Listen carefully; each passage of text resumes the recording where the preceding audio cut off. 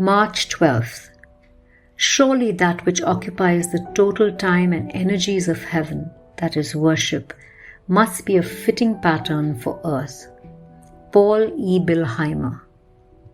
Worship is a 24/7 activity in heaven. Well, they probably don't have hours and days in heaven or time as we know it, but you know what I mean.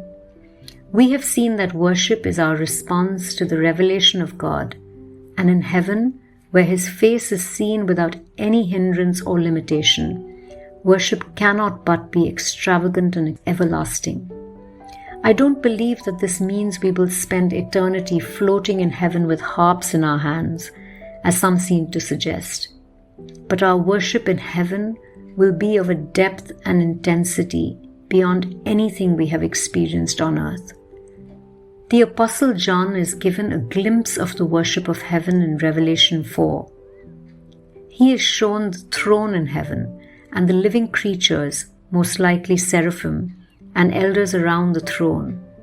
This is what they are doing.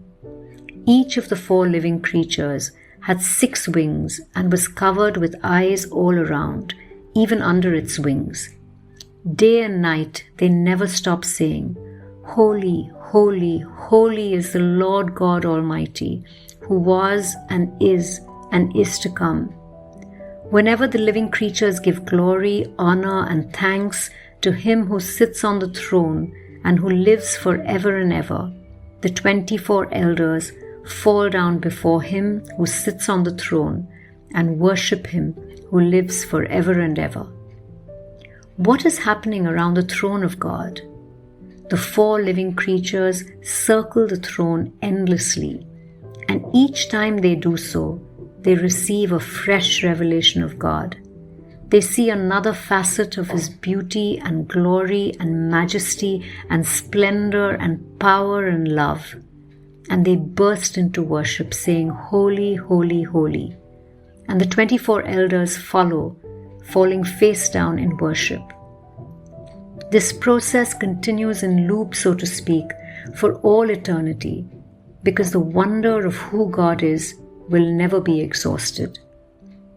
When we worship in response to the revelation of God with our limited understanding of Him, we are also preparing for an eternity of worshiping Him as we see Him face to face.